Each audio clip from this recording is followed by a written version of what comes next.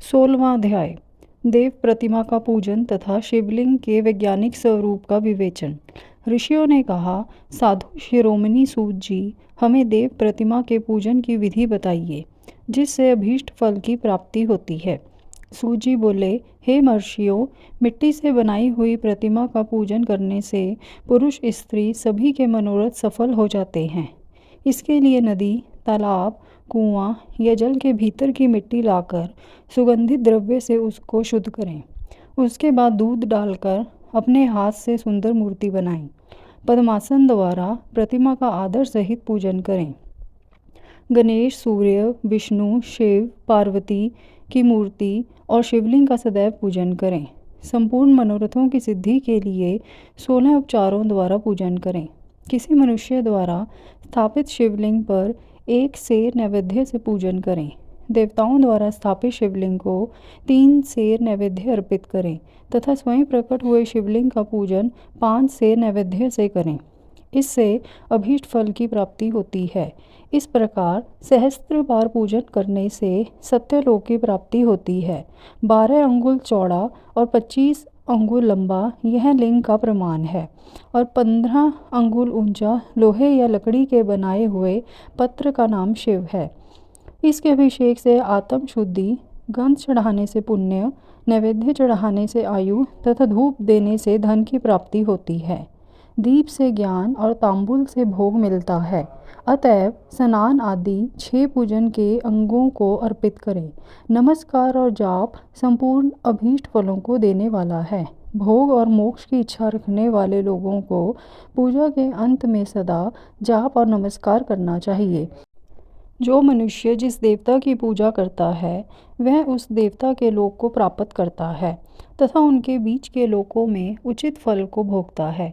हे महर्षियों, भूलोक में श्री गणेश पूजनीय हैं। शिवजी के द्वारा निर्धारित तिथि, वार, नक्षत्र में जो विधि सहित इनकी पूजा करता है उसके सभी पाप एवं शोक दूर हो जाते हैं और वह अभीष्ट फलों को पाकर मोक्ष को प्राप्त करता है। यदि मध्याह्न के बाद तिथि का आरंभ होता है तो रात्रि तिथि का पूर्व भाग पितरों के श्राद्ध आदि कर्म के लिए उत्तम होता है तथा बाद का भाग दिन के समय देव कर्म के लिए अच्छा होता है। वेदों में पूजा शब्द को ठीक प्रकार से परिभाषित नहीं किया गया है। पू का अर्थ है भोग और फल की सिद्धि जिस कर्म से संपन्न होती है उसका नाम पूजा है। मनोवांछित वस्तु तथा ज्ञान अभीष्ट वस्तुएं हैं। लोक और वेद में पूजा शब्द का अर्थ विख्यात है। नित्य कर्म भविष्य में फल देने वाले होते हैं।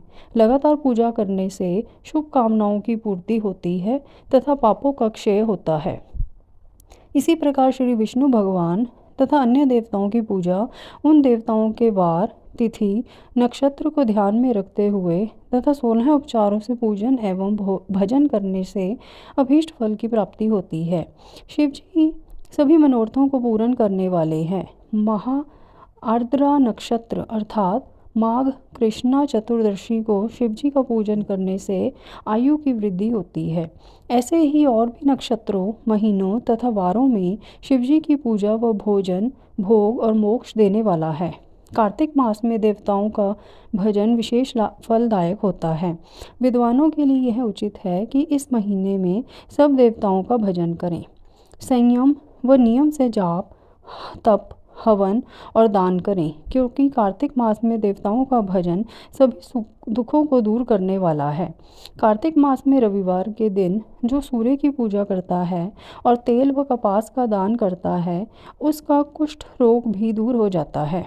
जो अपने तन मन को जीवन पर्यंत शिव को अर्पित कर देता है उसे शिवजी मोक्ष प्रदान करते हैं।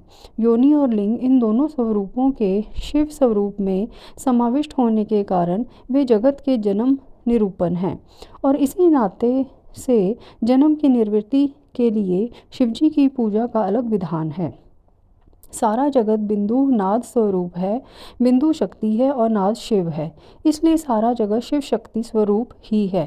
नाद बिंदु का और बिंदु इस जगत का आधार है। आधार में ही आधेय का समावेश अथवा लय होता है। यही सकलीकरण है। इस सकलीकरण की स्थिति में ही सृष्टि काल में जगत का आरंभ हुआ है। शिवलिंग बिंदु नाद स्वरूप है, अतः इसे जगत का कारण बताया जाता है।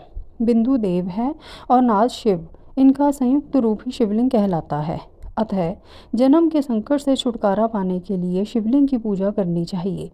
बिंदु रूपा देवी उमा माता हैं और नाद स्वरूप भगवान शिव पिता। इन माता पिता के पूजित होने से परमानंद की प्राप्ति होती है। देवी उमा जगत की माता है और शिव जगत के पिता। जो इनकी सेवा करता है उस पुत्र पर इनकी कृपा नित्य बढ़ती रहती है। वह पूजक पर कृपा कर उसे अपना आंतरिक ऐश्वर्य प्रदान करते हैं। अतः शिवलिंग को माता पिता का स्वरूप मानकर पूजा करने से आंतरिक आनंद की प्राप्ति होती है। भर्ग शिव पुरुष रूप हैं और भर्गा शक्ति प्रकृति कहलाती है।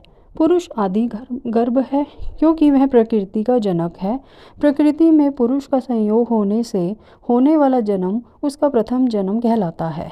जीव पुरुष से बारंबार जन्म और मृत्यु को प्राप्त होता है। माया द्वारा प्रकट किया जाना ही उसका जन्म कहलाता है। जीव का शरीर जन्म काल से ही 6 विकारों से युक्त होता है, इसीलिए इसे जीव की संज्ञा दी गई है। जन्म लेकर जो प्राणी विभिन्न पाशों अर्थात बंधनों में पड़ता है वह जीव है। जीव पशुता के पाश से जितना छूटने का प्रयास करता है उसमें उतना ही उलझता जाता है।